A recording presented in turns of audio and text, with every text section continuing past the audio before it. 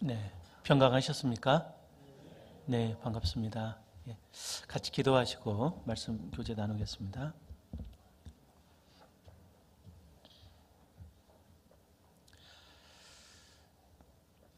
저희의 생명의 근원 되시며 예비된 하늘나라 그 영원한 영광의 소망 되시는 우리 아버지 하나님 감사합니다. 주님의 기뻐하시는 뜻과 그 영원하신 사랑 안에서 우리를 불러 구원하여 주시고 태초부터 예정하신 그 영원한 천국과 영생의 삶을 우리에게 허락해 주신 은혜 진심으로 감사합니다.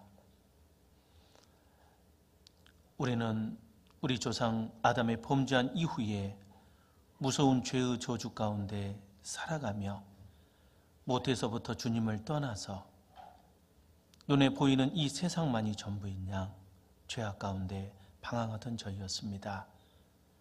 그러나 저희가 주님을 알기도 전에 주님께서는 저희를 먼저 알아주시고 또 불쌍히 여겨주시고 저희를 사랑하셨습니다. 이 땅에 예수 그리스도의 이름으로 오셔서 우리의 모든 죄와 허물을 십자가에서 영원히 대속해 주시고 우리를 구원해 주신 은혜 진심으로 감사합니다. 우리가 십자가에서 나타내신 그 주님의 놀라운 사랑과 우리 각 사람을 향한 그 희생의 그 대속의 의미를 우리가 깨달은 이후 이제 부족하지만 주님 앞에 나아갈 수 있는 마음의 담대함을 얻게 되었습니다. 또한 저희에게 부어주시는 그 성령님의 능력과 인도하심 안에서 보이지 않는 하나님을 더욱 알아가고 더욱 믿으며 또 생활 가운데 동행하게 됨을 진심으로 감사합니다.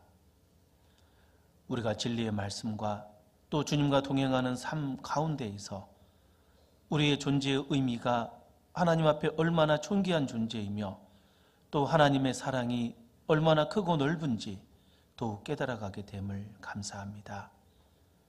우리를 주의 사람으로 하나님의 사람으로 창조하신 그 주의 뜻이 우리 모든 그리스도인의 삶과 그 생애 속에 온전히 이루어지고 또 온전해지기를 간절히 원합니다. 오늘도 귀한 주일 허락하시고 말씀 앞에서 주의 뜻과 우리의 삶의 의미를 다시 일깨우시고 또 위로해 주시는 주님 진심으로 감사합니다. 이 시간 주께 나오는 모든 이들에게 주 성령님께서 더욱 함께해 주시고 우리 각자에게 필요한 은혜대로 채워 주옵소서. 멀리 해외에서 복음을 전하시는 선교사님과 그 동역자들 위에 함께해 주시고 또 이 시간 부족한 자의 입술도 함께 하셔서 오직 주님의 바른 뜻만을 나타내 주옵소서. 우리 구민교회 형제 자매님들의 모든 삶과 그 심령 속에 더욱더 주의 은혜가 함께하기를 간절히 원합니다. 모든 것 자비하신 주 성령님의 은혜와 그 인도의 손길에 부탁드리며 저희를 사랑하시는 예수님 이름 받들어 감사하며 기도드리옵나이다. 아멘. 네, 먼저 성경 찾겠습니다. 성경 신약 성경 히브리서입니다. 히브리서 11장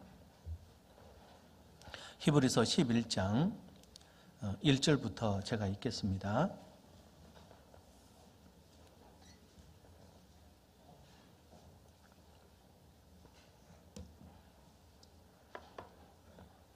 네, 히브리서 11장 1절부터 제가 읽겠습니다. 믿음은 바라는 것들의 실상이요 보지 못하는 것들의 증거니 선진들이 이로써 증거를 얻었느니라. 예, 좀 넘어가서요. 오늘 본문입니다. 5절로 6절 말씀 찾으셨으면 같이 읽도록 하겠습니다. 믿음으로 에녹은 죽음을 보지 않고 옮기었으니 하나님이 저를 옮기심으로 다시 보이지 아니하니라. 저는 옮기우기 전에 하나님을 기쁘시게 하는 자라 하는 증거를 받았느니라.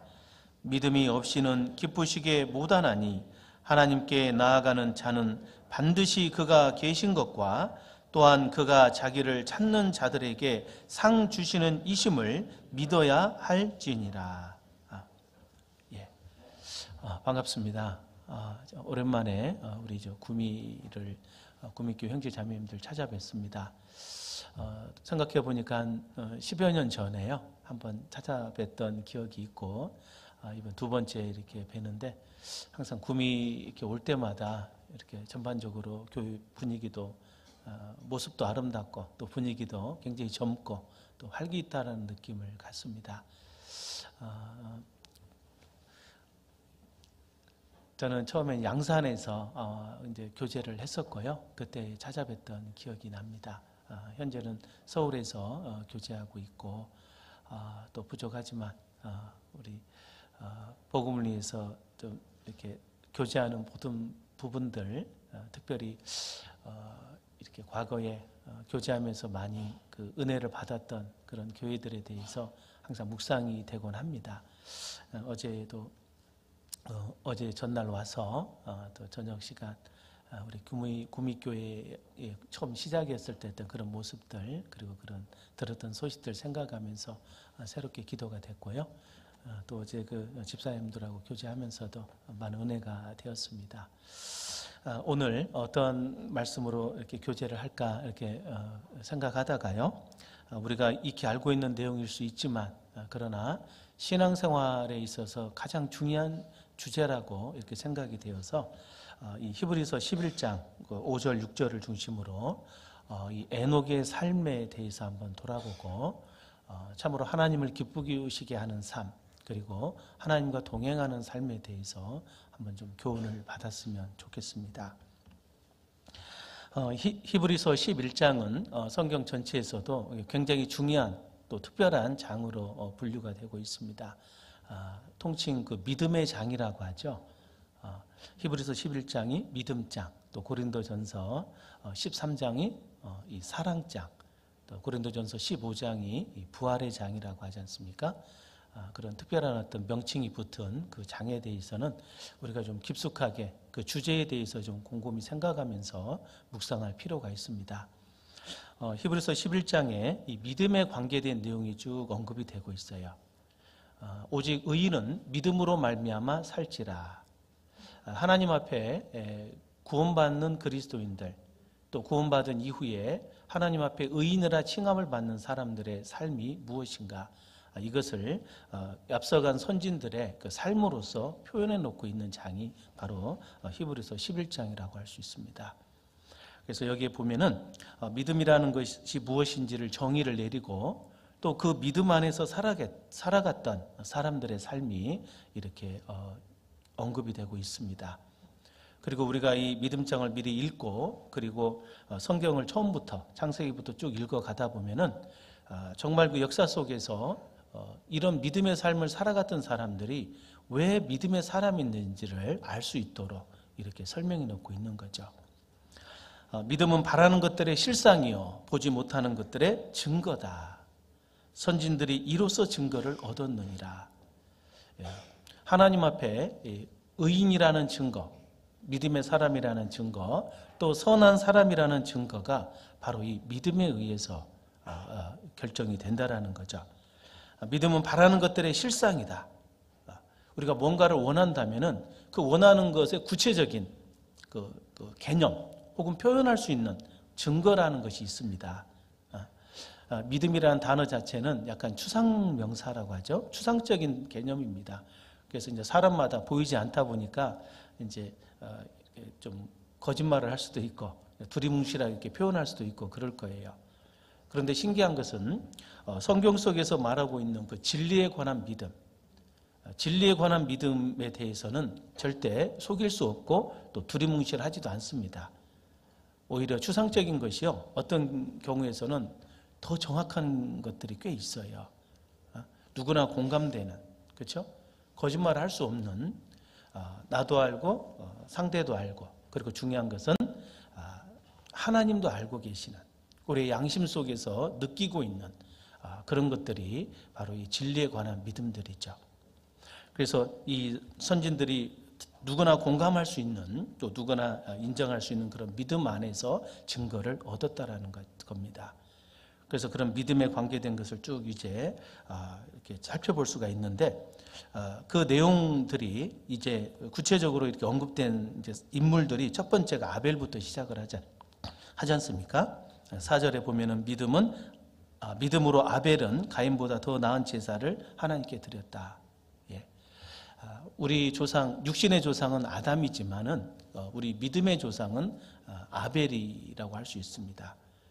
근데 안타깝게도 아벨은 후예가 없이, 후사가 없이 가인에 의해서 죽임을 당하고 더 이상 이렇게 후사가 없는 걸로 언급이 되죠. 그런데 그 이후에 쭉 그 믿음의 후손들, 하나님께서 이 아벨 대신에 셋을 낳게 하고, 그래서 아담이 셋을 낳고, 셋이 에노스를 낳고, 에노스가 게난을 낳고, 게난이 마할랄렐을 낳고, 마할랄렐이 야렛을 낳고, 그 야렛이 바로 에녹을 낳습니다. 그래서 이 에녹은 아담의 7대 손인 거죠. 그리고 이 에녹의 후예 가운데 이제 에녹이 무드셀라를 낳고, 무드셀라가 라멕을 낳고, 라멕이 노아를 낳습니다. 우리가 알고 있는 그 믿음의 이 조상 그 노아라는 할아버지는 아담의 10대 손인 거예요. 그래서 노아 시대 때 이제 홍수가 나서 전 인류가 이제 멸망하고 노아와 그 가족만 살아남지 않습니까? 그래서 이제 노아의 후손 속에 우리 한국 사람은 셈의 후손들인 거죠. 그리고 유럽 사람들은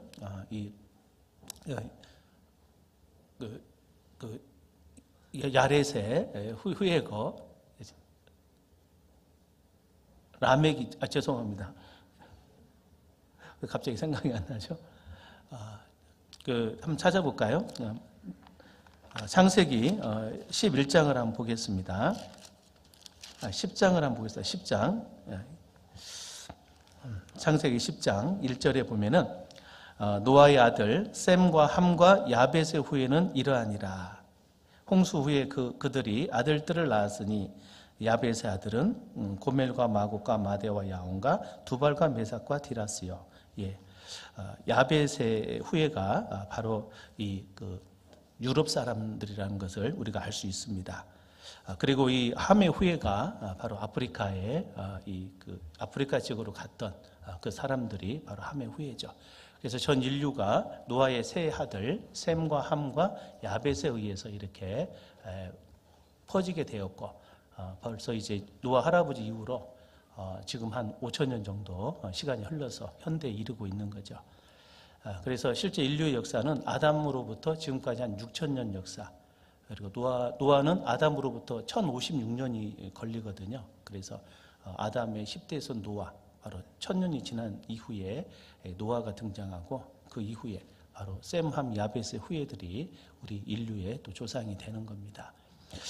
그래서 우리가 이런 창세기부터 언급되어 있는 이 세상 역사를 쭉 이렇게 살펴보면서 그 가운데 참으로 하나님 앞에 의인이라 인정함을 받는 그 믿음의 사람들이 언급이 되고 있어요. 그들을 우리가 좀 한 명 한 명 묵상하면서 오늘을 사는 우리가 하나님 앞에 어떠한 삶을 살아가는 것이 합당한 삶이고 또 하나님이 기뻐하시는 삶인지를 돌아봐야 됩니다. 무엇이든지 전에 기록한 바는 우리의 교훈을 위해서 기록됐다라고 말씀하고 있죠.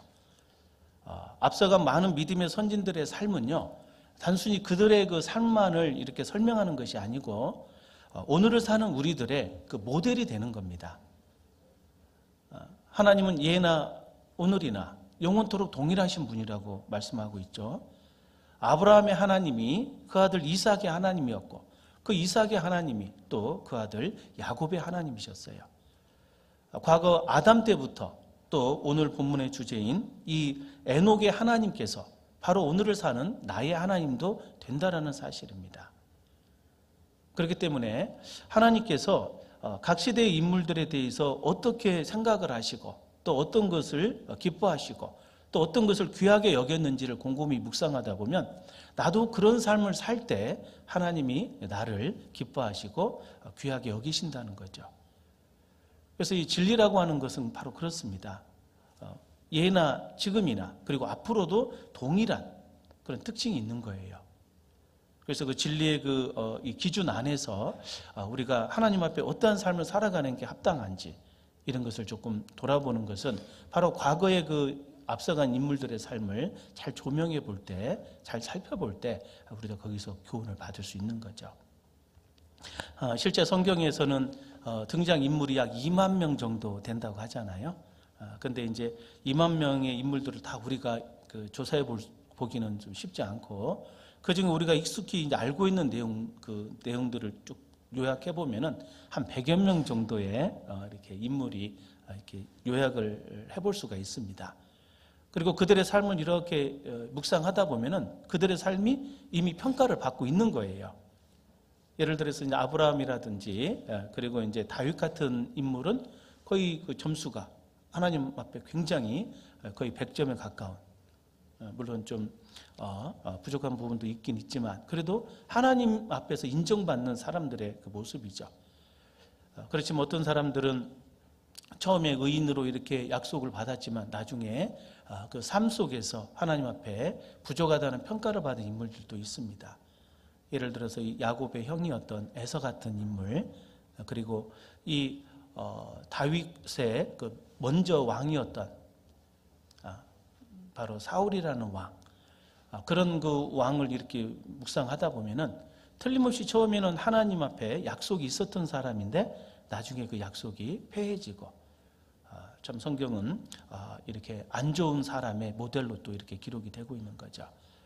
근데 그런 사람들의 그 삶을 이렇게 묵상하다 보면 너무나 놀라운 것은 오늘을 살아가고 있는 나의 삶이 꼭 그런 사람들의 삶을 닮아가고 있는 부분이 있다라는 겁니다.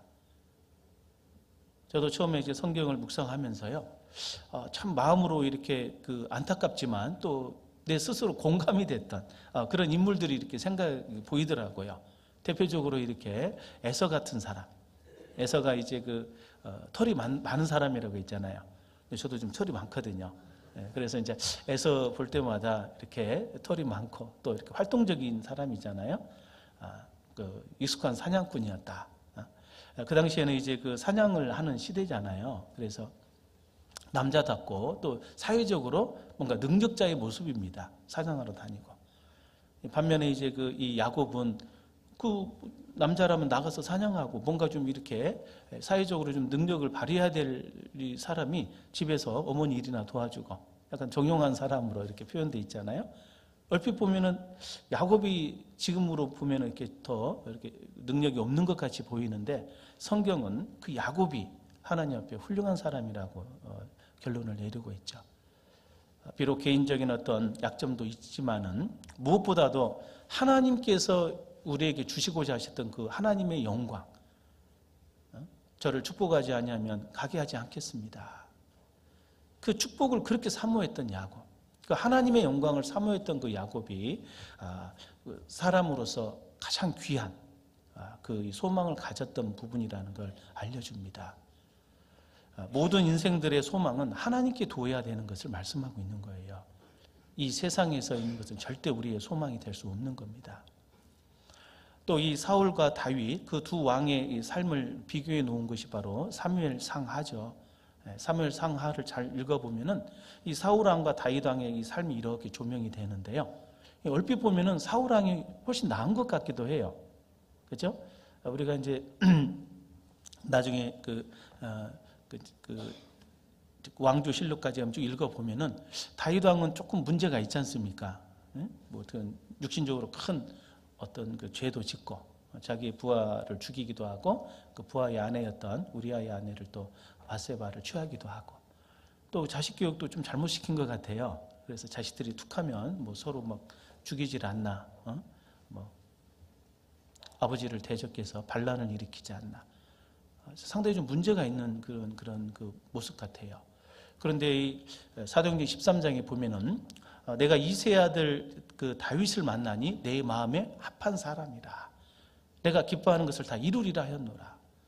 이 다윗은 하나님 앞에 정말로 위대한 믿음의 사람으로 평가를 받고 있고 반대로 그 전 왕이었던 사울은 정말 그 왕권이 폐해져 버린 너무나 안타까운 결말, 결국 자살로서 인생이 끝나는 그런 사람으로 기록이 되고 있죠. 그래서 그 이유를 이렇게 묵상해 보면은 처음에는 저하고 너무 비슷한 부분이 많은 거예요. 처음에는 이렇게 믿음의 사람으로서 또 하나님의 선지자 같은 그 행위도 하고 많은 걸 하는데 어떤 결정적인 순간이 오면은 자기 생각대로 가버리는 거죠.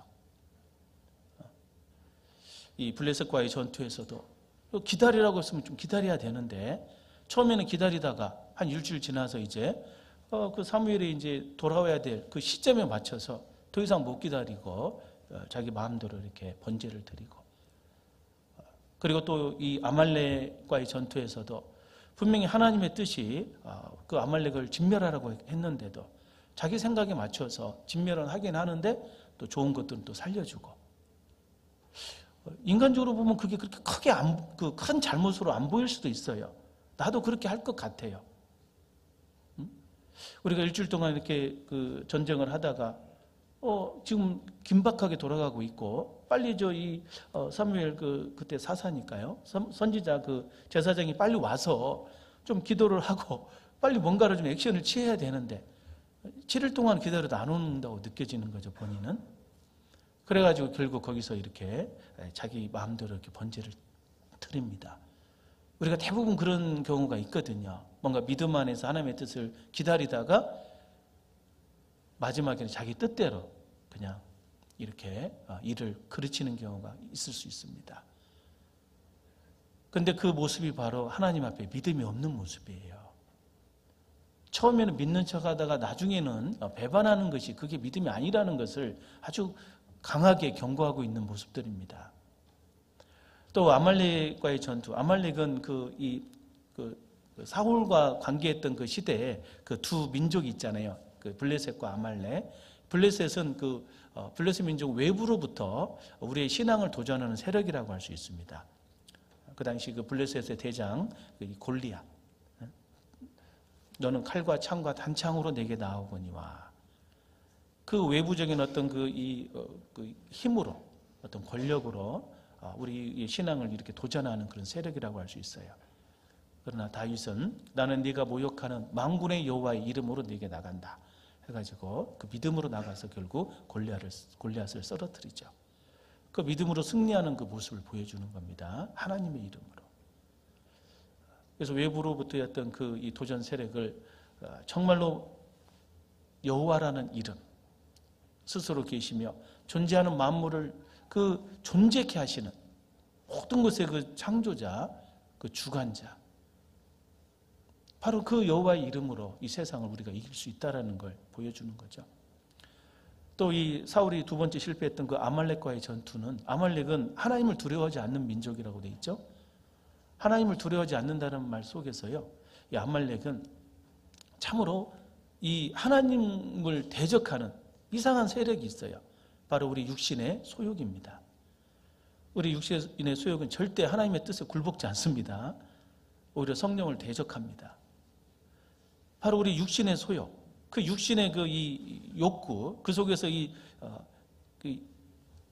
항상 이 세상과 타협하려고 하고, 절대로 이 하나님 앞에 이렇게 남겨줘서는 안 되는 것이 있어요. 그 아말렉, 도말해버려라. 정말 무서운 말씀이죠. 아예 다 지워버려야 된다는 겁니다. 하나님 말씀은. 그런데 이것이 실제 우리가 잘 안 되잖아요. 항상 이 육신의 소욕이 우리를 이렇게 도전하고. 근데 결국 이 사울은 그 아말렉과의 전투에서 져버렸거든요. 철저하게. 그래서 이 자기의 어떤 소욕으로 결국 하나님의 뜻을 위반하고 믿음 안에서는 실패자로 기록이 됩니다. 그래서 이 사울이 결국 하나님 앞에서 이렇게 패해졌던 이유는 육신적으로 큰 잘못이 있다라기보다는 바로 그 하나님 앞에서 정말 중요한 그 믿음이라는 것. 오직 의인은 믿음으로 말미암아 살지라. 구원을 받는 것도 믿음으로 구원받는 거고요. 또 신앙생활을 해나가는 것도 믿음으로 하는 겁니다. 그 믿음이라는 것이 모든 그리스도인의 그 삶의 주제라는 것을 우리는 이 성경을 통해서 분명하게 일깨워야 되는 거죠. 그 믿음이 없이는 하나님을 기쁘시게 할 수 없다. 그래서 우리가 이 앞서간 믿음의 선진들의 삶을 돌아보면서 믿음이라는 것이 왜 하나님 앞에 중요하고 또 내 인생에 중요한 그 가치의 기준이 되는지를 곰곰이 생각해 봐야 됩니다. 이것을 그런 믿음의 관점에서 보지 않으면요, 성경의 인물들이 이해가 안 가는 것들이 많아요. 오히려 하나님께서 조금 이상하게 평가를 내리신다고 생각할 수도 있습니다. 그러나 우리가 믿음 안에서 이렇게 인물들을 쭉 돌아보면은 바로 이것이 중요한 거였구나. 정말 무엇이 중요한지를 곰곰이 우리가 교훈을 받을 수 있는 것입니다. 네, 11장 5절 히브리서 다시 보겠습니다. 믿음으로 에녹은 죽음을 보지 않고 옮기었으니 하나님이 저를 옮기심으로 다시 보이지 아니하니라. 저는 옮기우기 전에 하나님을 기쁘시게 하는 자라 하는 증거를 받았느니라. 예. 이 에녹이라는 인물은요, 이 믿음의 선진 가운데에서도 정말 독특하고 유명한 분입니다. 바로 죽음을 보지 않고 이 세상을 떠나가신 우리 믿음의 선진이라는 거죠. 성경에 보면은 죽음을 보지 않는 그 믿음의 선진이 이제 구약 성경에 두 분 나오잖아요. 이 에녹이라는 분과 이 엘리야 선지자, 이 두 분이 바로 죽음을 보지 않고 이 세상을 떠나갔습니다. 근데 우리가 이제 이 내용을 곰곰이 좀 묵상해 보면은요, 정말 진리의 그 사실 안에서 우리 그리스도인들은 이 세상을 어떻게 봐야 되는가라는 것을 교훈받게 돼요. 우리 모든 인간은 태어나서 죽음으로 이 세상을 떠나간다고 생각하잖아요. 그리고 이 세상이 죽으면 어떤 사람은 또 뭐 세상은 이제 죽으면 끝난다 뭐 이런 식으로 생각하는 사람도 있고. 그러나 우리가 이 진리의 사실 안에서 분명하게 일깨우는 것은 인간의 삶은 생로병사로 끝나는 게 아니라는 겁니다. 세상 사람들의 보는 이 인생의 진리는 생로병사로 끝나버리거든요. 그죠? 더 이상 들어본 적이 없지 않습니까? 세상에서는. 그리고 그건 분명히 진리입니다. 태어난 사람은 반드시 늙어가게 되고 또 늙어가는 사람은 반드시 원치 않지만 병이 찾아와요. 저도 요즘 그런 것을 조금씩 실감을 하는데요. 옛날에는 정말 제가 건강한 줄 알았는데 어느 순간부터 여기저기 아픈 데가 생기더라고요. 그리고 이 병을 지나서 나중에 이제 시간이 되면은 모든 사람들이 이 죽음 앞에 설 수밖에 없는 거예요. 그런 게 이제 진리의 특징이잖아요. 그런데 우리가 이제 이 세상 진리를 더 포함하고 하나님의 그 뜻 안에서 이렇게 우리의 운명을 보면은 생로병사 이후에도 계속 연결된다라는 거죠. 생로병사 이후에 부활이 있고, 그죠? 그리고 심판이 있어요. 그리고 영원한 천국과 영원한 지옥으로 분리되는 것이 있다는 겁니다. 우리가 성경 강연회를 통해서 새롭게 배우는 그 첫 번째 중요한 주제가 그거잖아요. 이 세상은 생로병사로 끝나는 게 아니고 죽은 이후에 반드시 부활이 있고 심판이 있고 분리가 된다라는 거. 그리고 분리될 때 영원한 천국에서 영생을 누리는 사람이 있고 영원한 지옥에서 영멸, 영원한 고통과 멸망을 당하는 사람도 있다라는 것을 우리가 알게 되는 거죠. 이건 진리의 그 길입니다. 누구도 예외가 없어요. 그래서 우리가 그걸 미리 보고 참으로 그 하나님의 인도하심 안에서 죽고 부활할 때 생명의 부활로 나아가기를 원하고 또 그것을 얻어야 되는 거죠. 바로 영생의 길. 예수 그리스도로 말미암아 죽은 자들은 반드시 하나님의 아들의 음성을 들을 때가 오나니 곧 이때라 듣는 자는 살아나리라. 예수 그리스도를 통해서 생명의 부활로 나아가는 그것이 바로 구원받은 사람의 이제 그 길이라 할 수 있는 겁니다. 자, 어쨌든 우리는 신앙 안에서 이 진리 안에서 생로병사 이후에 부활이 있고 그리고 영원한 천국으로 가는 그 길이 있다라는 것을 우리가 알고 이제 구원받은 자로서 이제 우리 인생을 돌아본다면은 이 세상이란 건 결국 우리가 잠시 왔다가 경험하다가 또 다시 떠나가야 되는 그 장소라는 겁니다. 배움의 장소. 쉽게 얘기하면 하나의 학교라고 할 수 있는 거예요. 이 세상에 왔던 사람은 다 떠나가야 됩니다. 천하의 범사가 기한이 있고 모든 목적이 이룰 때가 있다. 너희 인생들은 돌아가라. 반드시 우리는 여기 와서 뭔가 목적을 이루고 돌아가야 되는 겁니다. 이 세상은 어떻게 보면 하나의 학교라고 할 수 있어요. 학교. 그래서 우리가 이 태어난 아이를 이제 세상에서도 이제 교육이라는 걸 시키잖아요. 왜요? 나중에 성장해서 이제 사회생활을 해야 되니까. 어른의 삶이 있잖아요. 어렸을 때는 어른이 뭔지를 모르고 그냥 젖주면 좋아하고, 그죠? 밥 먹고 그냥 뛰어놀고 이게 좋은 줄 아는데 한 그 이제 대여섯 살 되면 갑자기 가방 탁 메워가지고 야, 너 학교 가 하면서 이제 유치원부터 요즘 어린이집부터 시작해서 계속 배워가야 되는 그런 것이 우리 인생이잖아요. 근데 그렇게 교육을 왜 시키냐고요, 부모님들이. 부모님이 자식을 교육시키는 이유가 뭡니까? 바로 전인교육이라고 하잖아요. 전인. 온전전자 써서 사람으로 온전히 되기 위해서 교육을 받는 거예요. 나중에 성인이 돼서 사회생활을 하기 위해서 좀 필요한 교육을 받는 거죠.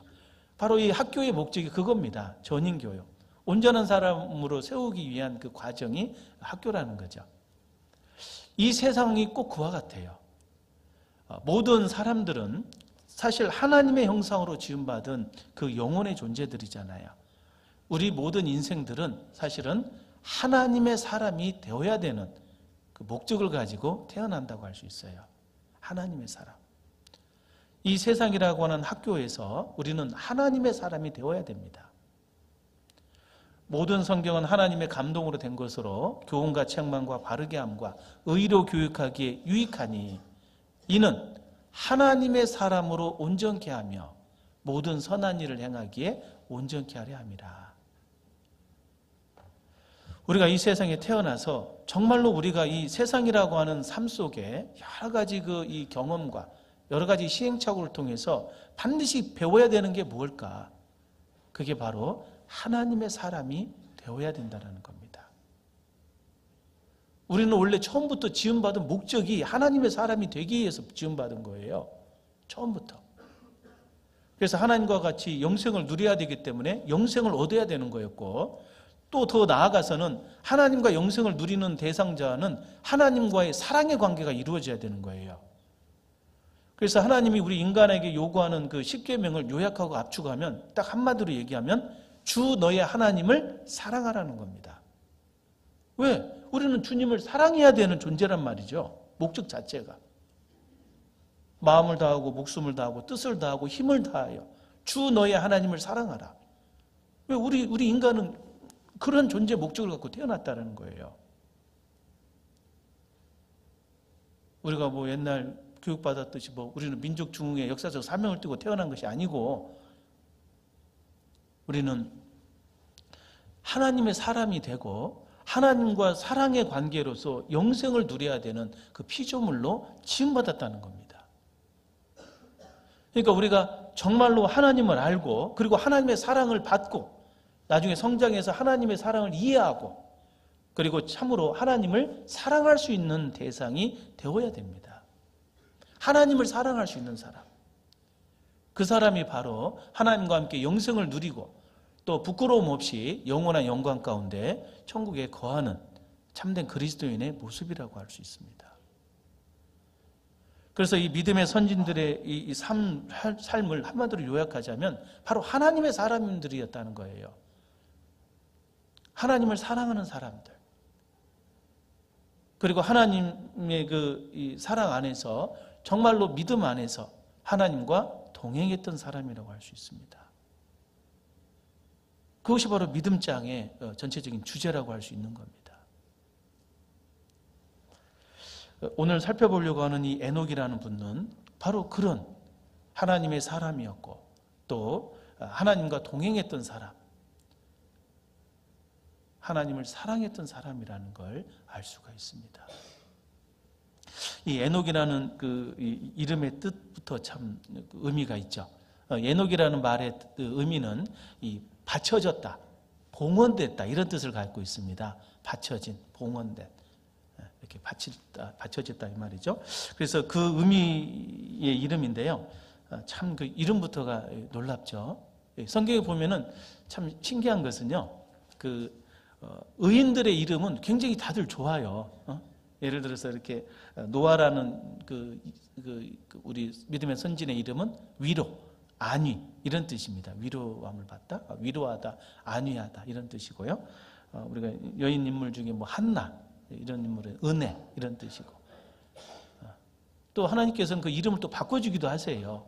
아브라함이라는 이름을 아브라함으로, 그렇죠? 열국의 아버지. 또 사레라라는 이름을 사라로, 물건 사라는 뜻이 아니고요. 사라라는 말은 열국의 어머니라는 뜻이잖아요. 그죠? 또 예수님도 이렇게 그 제자들의 이름을 이 베드로, 반석 이런 식으로 바꿔주기도 하고, 이렇게 그 어떤 하나님 앞에 이름이 마치 그 사람의 삶을 대변하는 듯한 그런 식으로 이렇게 이름이 되어 있는 분들이 꽤 많습니다. 실제로 에녹 자체가 그 삶이 하나님 앞에 바쳐진 삶이었다는 걸 우리가 알 수 있어요. 그래서 그 이름이 바로 에녹입니다. 이 이름에서도 우리가 좀 곰곰이 좀 묵상을 해보면 교훈을 받는데요. 과연 나는, 이 시대를 살아가는 나는 과연 하나님 앞에 어떠한 이름으로 불리고 있을까? 한번 생각해 보셨어요? 아버지가 지어준 뭐 김아무개, 이아무개 이거 말고, 아버지의 뜻은 이제 그냥 뭐 건강해라 해서 뭐 건강 이렇게 이름을 지어줄 수도 있고, 뭐 충성해라 해서 충성 이렇게 할 수도 모르겠는데, 정말 하나님 앞에서 내가 어떤 이름으로 불리는가. 그래서 이 성경이 어떤 그 믿음의 사람을 이렇게 한 번씩 이렇게 지정을 해서 내 그 신앙의 모델로, 그죠? 나는 다니엘, 혹은 나는 뭐 다윗, 혹은 오늘의 주제인 이 에녹과 같이 난 이런 이름으로 좀 불렸으면 좋겠다. 큰 바위 얼굴이라고 알잖아요. 그런 소설 앞에 있는 그 집 앞에 큰 바위 어떤 얼굴이 계속 그걸 보다 보니까 자기도 이제 점점 그 얼굴이 그 큰 바위 얼굴을 닮아가는 거예요. 그래서 나중에 이제 옆에 있는 친구가 네 얼굴 보니까 큰 바위 얼굴과 똑같아. 이렇게 얘기하잖아요. 우리가 신앙 안에서 계속 이렇게 바라보면서 내가 이런 사람의 삶을 좀 살아가야 되겠다. 그분을 닮아가는 거예요. 예수님의 공생의 삶을 통해서 우리의 모든 기본 자세가 예수님을 닮아가야 되겠지만은 그 중에 특별히 또 이렇게 내 삶과 묵상되는, 연결되는 사람들이 있거든요. 그분의 삶을 이렇게 좀 기억하면서 나도 그분을 이렇게 삶의 모델로 삼아갔으면 좋겠다 싶습니다. 바로 이 에녹의 삶이 바로 오늘 우리가 좀 교훈을 받았으면 하는 내용도 그 이유입니다. 그러면 이제 구체적으로 이 에녹이 어떠한 삶을 살았길래 하나님이 그를 기쁘시게 하셨을까? 11장 5절을 다시 한번 같이 읽겠습니다. 믿음으로 에녹은 죽음을 보지 않고 옮기었으니 하나님이 저를 옮기심으로 다시 보이지 아니하니라. 저는 옮기우기 전에 하나님을 기쁘시게 하는 자라 하는 증거를 받았느니라. 예. 좀 전에 말씀드렸듯이 우리는 이 세상이라는 학교에 잠시 와서 교육을 받고 그리고 떠나가는 것이 우리의 삶입니다. 그런데 이 세상에서 정말 이렇게 옮겨짐을 당할 때 어떤 분은 죽음을 맞이함으로 이제 세상에서 떠나가는 경우도 있고 대부분 그렇죠. 그런데 하나님을 기쁘시게 하는 자라는 증거를 받고 에녹은 산채로 옮겨졌다. 하나님을 기쁘시게 하는 사람, 하나님을 기쁘시게 하는 증거. 어떻게 보면은요, 이 믿음의 삶의 이 믿음의 삶을 좀 더 구체적으로 이렇게 해석해 보면은 하나님을 기쁘시게 하는 삶이라고 할 수 있어요. 우리가 이제 믿음의 삶을 할 때 이제 내가 내 주관을 품고 열심히 살아가는 게 믿음인가? 그 말이 꼭 틀렸다고는 볼 수 없지만 그것도 정확하지는 않습니다. 자기 생각대로 살 수가 있거든요. 가끔 맹신자들. 믿음이라는 게 그 여러 종류잖아요. 미신이 있고 맹신이 있고 또 확신이라는 게 있잖아요. 그런데 이게 눈 감고 믿는 믿음이 맹신이에요.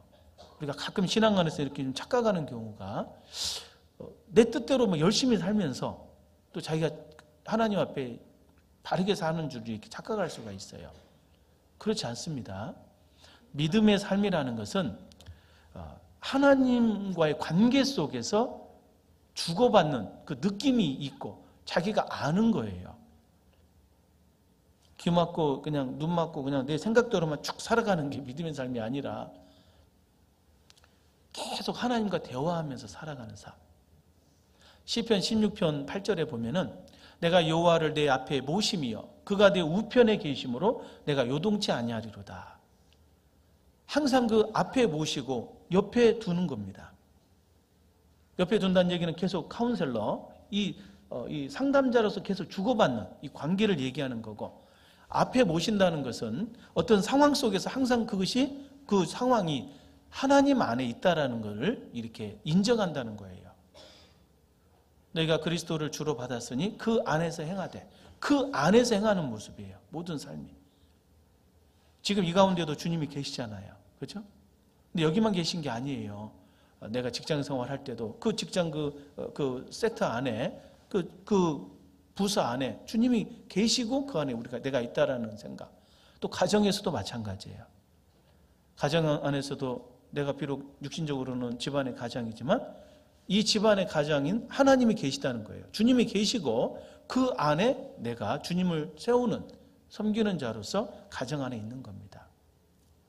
심지어 나 혼자 있을 때도, 혼자 은밀히 기도할 때, 내 혼자만의 시간을 가질 때도 역시 하나님 앞에 내가 있다라는 것, 그런 생각을 가지셔야 되는 거죠. 이 에녹이 하나님 앞에 정말 하나님을 기쁘시게 하는 자라는 증거를 받았다는 것을 우리는 잘 생각해 봐야 돼요. 그냥 하나님과 그냥 그렇게 하나님을 믿는 믿음 안에서 그냥 살아갔다, 이렇게 대충 생각하지 마시고 기쁘시게 하는 삶을 살았다. 창세기 5장을 찾겠습니다. 창세기 5장.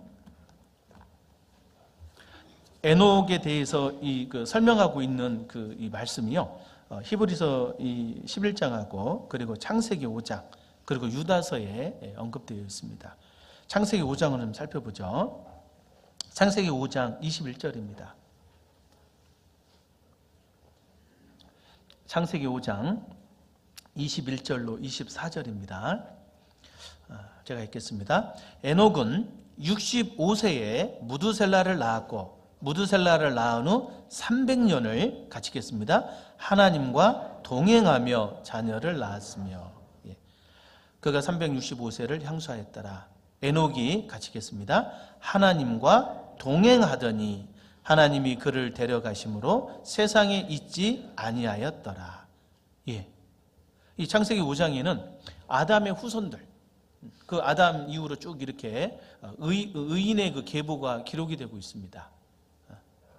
그래서 이 아담이 셋을 낳고, 셋이 에노스가 게난이 마할랄렐이 야렛, 야렛이 에녹이 무두셀라가 라멕이 노아. 이렇게 이제 노아 할아버지까지 이렇게 쭉 이렇게 그 족보를 설명하고 있죠. 그 중에 이제 이 에녹이 바로 그 아담의 칠째손이거든요. 칠째손. 그래서 그 에녹의 삶을 언급하는데, 다른 분의 삶은 그냥 몇 년에 나서 몇 년에 죽었더라. 이 정도만 이렇게 기록이 되어 있는데, 에녹은 계속 언급되어 있는 표현이 뭐냐면 바로 하나님과 동행했다라는 표현이 있는 거예요. 동행. 한번 따라해 볼까요? 동행. 하나님과 동행.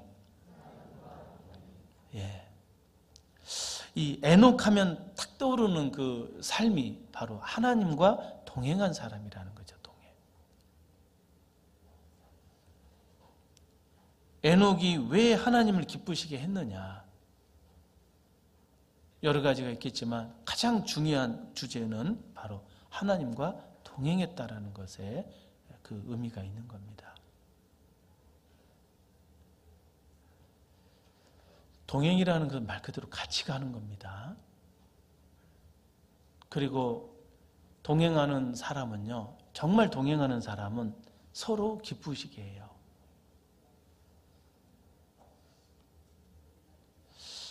인생을 살다 보니까요, 저도 옛날에는 이 동행이라는 단어가 그렇게 크게 와닿지 않더라고요.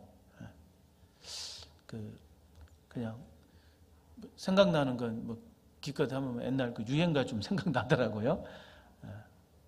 아직도 내겐 슬픔이 우두커니 남아있어요 하면서 그런 시작되는 가사 있습니다. 제가 구원받기 전에 불렀던 노래였는데 멜로디가 참 좋고 가사가 좋더라고요. 그 가운데 이제 누가 나와 같이 함께 동행해 줄 사람 있나요? 이런 이제 그 가사말이 있는데 그냥 그때는 그런가 보다 했어요. 근데 이제 나중에 이제 성인이 돼서 결혼을 하고 또 이제 살아가면서 애들이 낳고 또 애들도 벌써 이제 성장을 해서 벌써 독립해야 될 때가 가까워지니까요. 점점 이제 인생 안에서 깨달아가지는 게 있더라고요. 세상에 정말 아름다운 단어가 있다면 아마 사랑이라는 단어를 많이 떠올릴 텐데요. 어느 순간 저는 동행이라는 단어가 굉장히 사랑 못지않게 중요하다라는 그런 의미가 좀 다가올 때가 있었습니다. 살다 보면 참 세상이 외롭거든요. 그렇지 않습니까? 목사님 무슨 외롭습니까? 지금 성도들 많고 많은데요. 그런데요, 참 신기한 것은 분명히 외롭지 않아야 되는데 외로울 때가 있어요.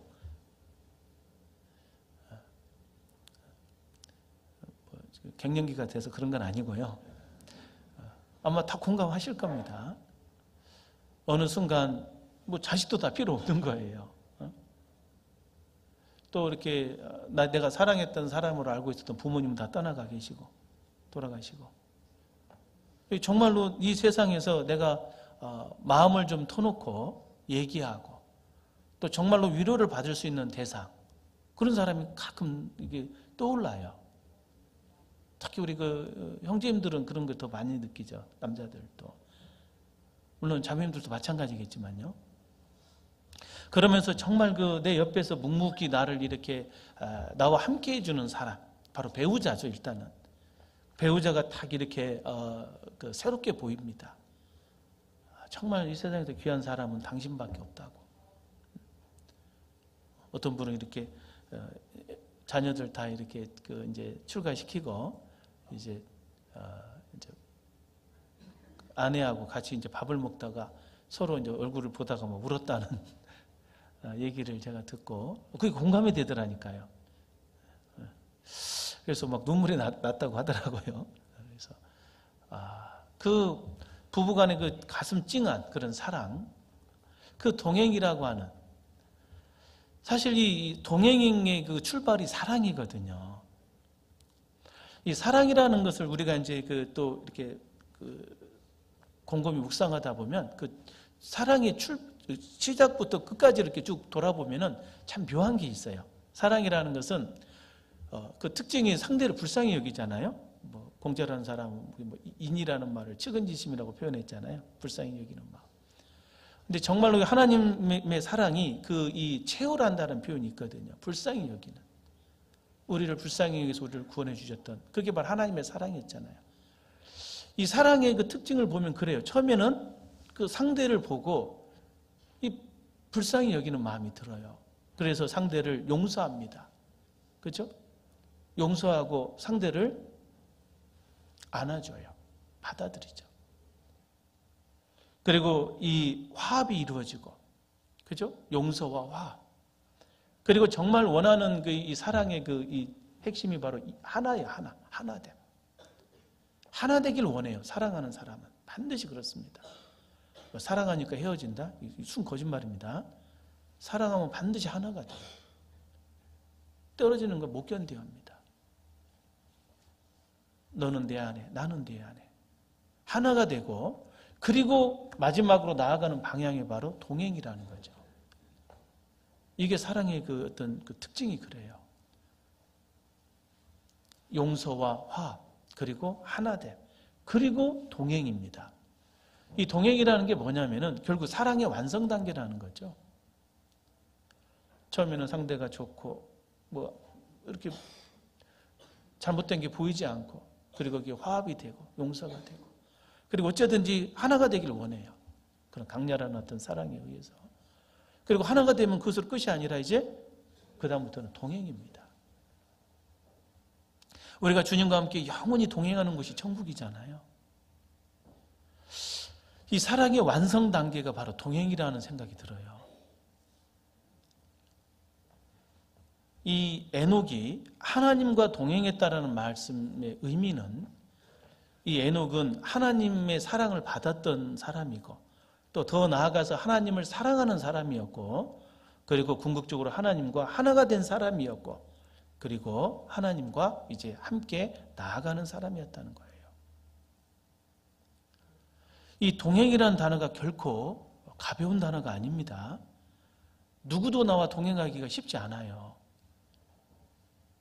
하나님께서 이 배우라고 하는 것 중에 이제 부부간의 하나됨, 그 연합을 배우라고 하시잖아요. 그러니까 이제 인생에서 그 열심히 실습하잖아요. 이제 부부간에 열심히 하나 되려고 배우는데, 동행하려고 배우는데 어떻게 이게 쉽던가요? 물론 이제 구민교 형제 자매님들은 다 하나 돼서 잘 동행하시겠지만은, 근데 이제 저도 돌아보면은 처음에 이제 믿음 안에서 이제 교회 안에서 결혼을 했거든요. 그리고 이제 당연히 결혼하면 행복할 줄만 알고 이제 행복 끝 죄송합니다. 불행 끝 행복 시작 이렇게 생각하고 이제 결혼을 딱 하고 좋은 일만 있겠지 하고 이제 딱 결혼하는데 아닌 경우가 의외로 많더라고요. 막 10년 넘게 막 다투기도 하고. 감사한 건 이제 이게 하루를 넘어가지 않고 바로바로 이렇게 회복이 되는 게 참 신기하고 감사한데요.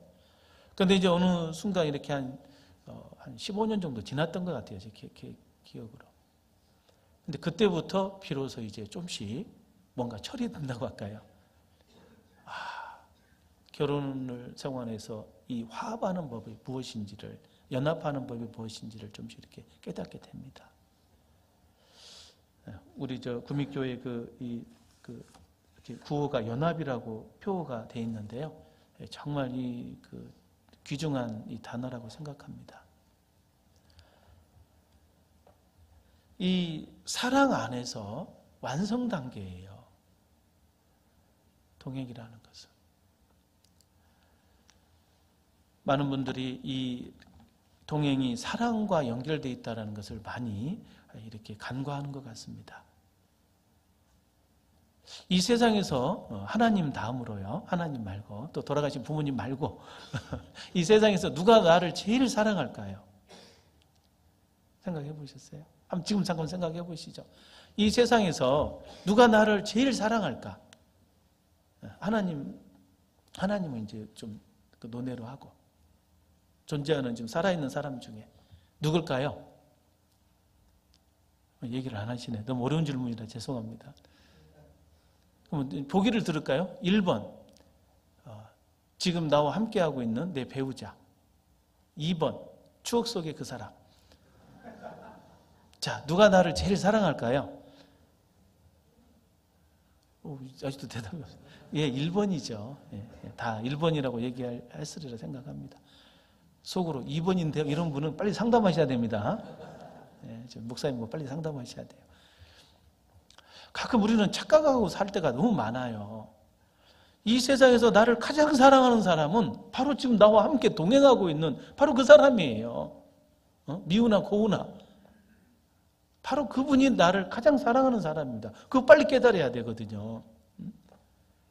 그런데 정말 안타까운 것은 가끔 우리가 착각을 하는 거예요. 옛날에 내가 좀 사귀었다가 헤어진 추억 속의 그 사람, 내가 은근히 좋아했던 이렇게 발숙하고 이렇게 멋있게 보였던 그 사람, 아주 예쁘게 보였던 그 사람이 나를 사랑하는 줄 알아. 천만에요. 옛날에는 그냥 서로 이렇게 좋게 보이려고 처녀 총각 때요. 그냥 이렇게 꾸몄던 거예요. 지금 옆에 있는 그 사람도 사실은 그때는 멋있었거든요. 꾸밀 때는. 그런데 그건 이제 외식이에요. 외형적인 그런 꾸밈이고, 실제 결혼해서 살면 이제 본 모습이 다 드러나잖아요. 그러니까 누구나 다 자기 생각과는 다른 부분에 의해서 실망하게 되고, 결혼 전에는 이 아내가 막 천사같이 보이잖아요. 화장실도 안 갈 것 같고. 근데 나중에 알고 보면은 나보다 더 이렇게 좀 안 좋은 부분이 있을 수도 있고 보일 수도 있고 그런 거예요. 그런데 있는 모습 그대로를 보면서 어때요? 정말로 그것을 다 감당하고 살아갑니다. 그 이유가 뭐냐면은 사랑하기 때문에 그래요. 사랑하기 때문에 그 허물이 허물로 보이지 않고, 그리고 포용이 되는 겁니다. 그럼에도 불구하고 다시 안아주고 하나가 되고, 그리고 비록 온전치는 않지만 한 방향을 향해서 계속 나아가잖아요.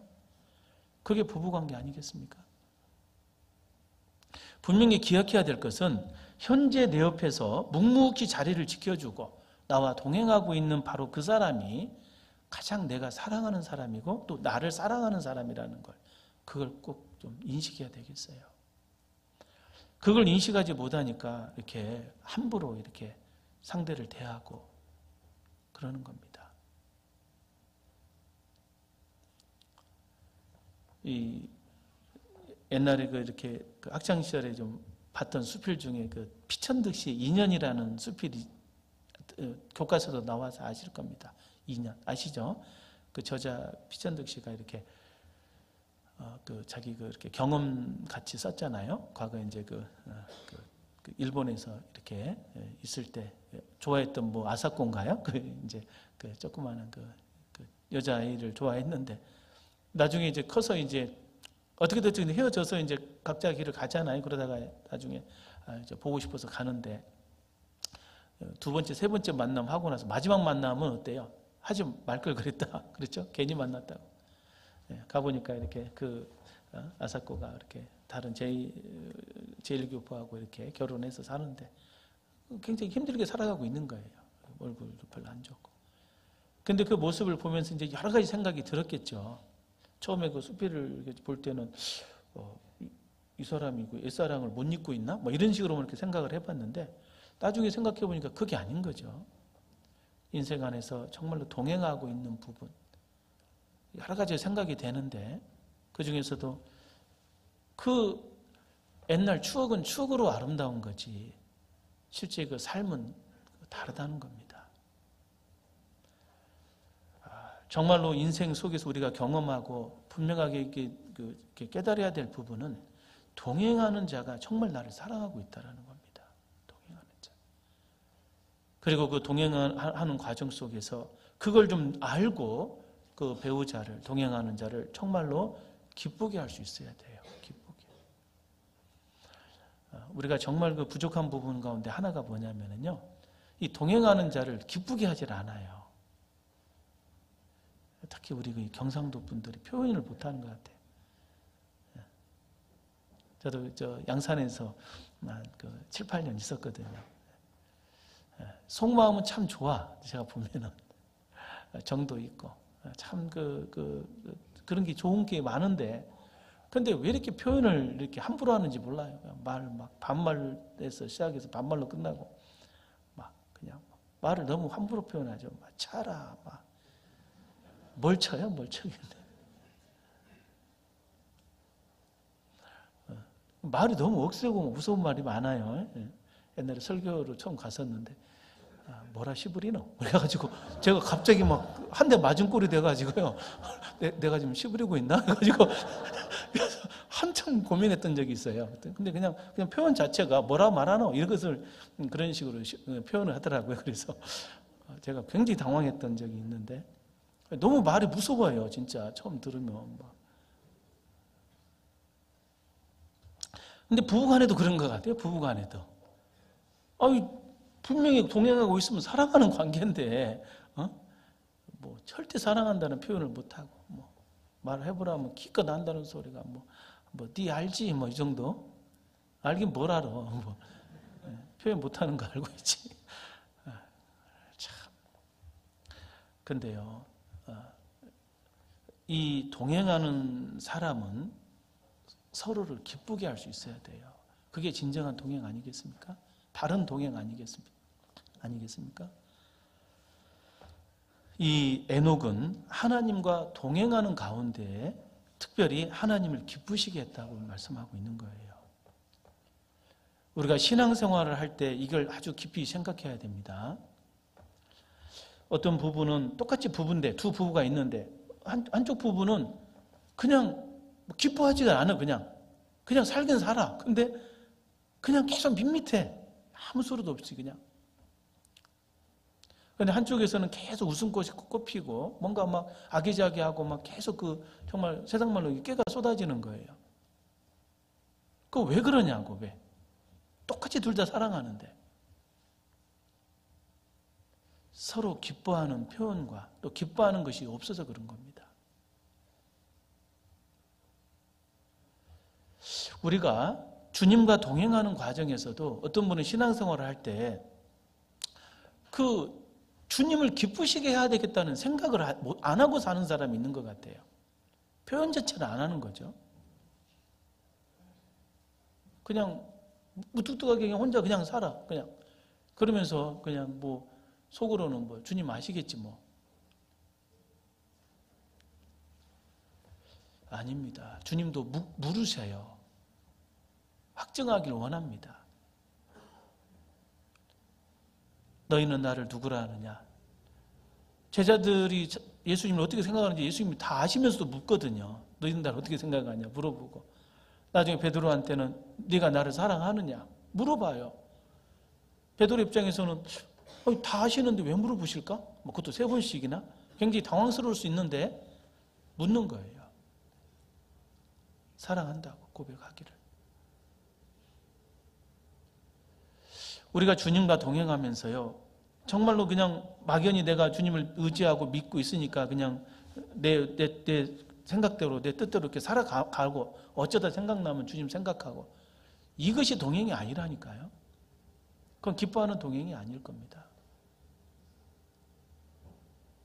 항상 주님에게 물어보고 말하고, 또 주님 기도하는 가운데 주님께서 어떻게 이것을 지금 내게 응답하시는가, 기도하고 말씀을 듣는다든가 이렇게 묵상할 때 그 응답이 오거든요. 아, 이게 아닌 것 같다. 아, 이건 이렇게 해야 되겠구나. 어떤 하루하루의 삶 속에서 매시마다 이것이 생각이 나요. 주님과 항상 물으면서. 그럼 거기서 응답이 오게 되어 있습니다. 이 동행이라는 것이 바로 그거거든요. 아까 언급했던 말씀인데 한번 찾아볼까요? 시편 16편을 한번 찾겠습니다.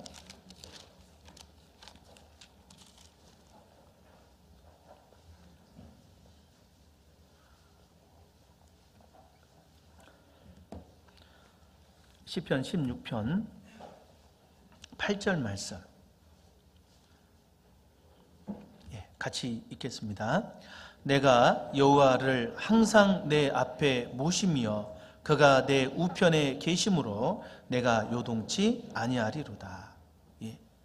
내가 여호와를 항상 내 앞에 모시며 그가 내 우편에 계심으로 내가 요동치 않는다. 동행을 할 때 내가 막연히 믿고 있다, 그냥 뭐 주님이 아시니까 그냥 그러겠지 하고 그냥 잊어버리고 살아가는 게 아니라 항상 옆에 모시고 사는 삶, 앞에 모시고 옆에 모시고 계속 그렇게 살아가는 삶, 시시때때로 묻는 겁니다. 그 믿음의 그 정점에 올라가 있는 의인이 바로 다윗이잖아요. 내 마음이 합하다. 얼마나 멋있는 표현이에요. 하나님 마음이 합하다고 표현했으니까요. 또 시편을 읽어보면 다윗이 정말로 얼마나 하나님을 많이 생각했는지, 이 말씀도 다윗의 그 시예요. 다윗이 이렇게 살았다는 겁니다. 항상 하나님을 생각하고 앞에 모시고 옆에 두고 살았던 거예요. 계속. 그것이 바로 동행하는 삶입니다. 항상 기뻐하라, 쉬지 말고 기도하라, 범사에 감사하라. 이는 그리스도 예수 안에서 너희를 향하신 하나님의 뜻이니라. 근데 그 말씀을 얼핏 생각해 보면 불가능한 말씀이잖아요. 우리가 언제 항상 기뻐할 수 있어요? 범사에 감사가 안 되잖아요. 오히려 정반대인 경우도 꽤 있습니다. 항상 우울하라, 쉬지 말고 염려하라, 범사에 불평하라. 이런 삶을 살아가요, 우리는 실제로. 항상 뭔가 우울해, 뭔가 얼굴이 탁탁하고 막 염려가 콱 있고, 그리고 뭔 일 터지면 또 어김없이 불평하고 있고. 그런 삶을 이제 버리셔야 돼요. 우리가 항상 하나님을 앞에 모시고 또 옆에 두고 생활을 하다 보면은요, 항상 기뻐하는 게 가능해진다니까요. 우리가 아침에 일어나자마자 첫 기도가 뭡니까? 감사로 시작되지 않아요? 제게 오늘 새로운 하루를 주셨음을 감사합니다. 내가 이렇게 기도할 수 있고 내가 움직일 수 있고 호흡할 수 있다라고 하는 게 사실 기쁜 겁니다. 이 지구라고 하는 우리가 사는 이 우주선이요, 이 우주를 돌고 있습니다 지금. 근데 우주에는 가까운 태양만 하더라도 태양풍이라고 하는 그 수소폭탄과 같은 거예요. 태양풍은 수소폭탄이 뻥 터져가지고 이 핵폭풍이 밀어닥치고 있는 겁니다. 거기를 지금 이 지구가 도망도 못 가요. 딱 인력에 의해서 딱 이게 잡혀 있어요. 만유인력에 의해서. 그리고 계속 태양풍을 쐬고 있는 겁니다. 그냥 우리는 통구이가 돼야 돼요. 바로 그냥. 지금 핵폭탄 터지면 우리는 다 죽잖아요. 계속 지금 그렇게 좀 터지고 있는데 우리가 살아가고 있잖아요. 지금 현재. 살 이유가 뭐냐면은 이 지구가 이 자석으로 돼 있어서요. 엄청난 그 자기력선, 지작이라고 하죠. 지구 자기. 자기가 쫙 이 자력선이 지구를 이렇게 쫙 보호하고 있는 겁니다. 그래서 태양풍이 오다가 비껴나는 거예요. 그 생각해 보면 엄청나잖아요. 이게 지금 팩트입니다. 이게 현실이에요. 사실이고요. 그런 상황에서 우리가 지금 살고 있는 거예요.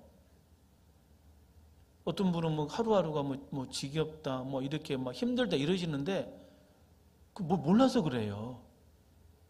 우리가 현재 처해진 환경을 보면은 우리가 지금 불구덩이 속에서 지금 살아가고 있는 거라니까요. 보호되면서. 마치 내가 이제 기차를 타고 가는데,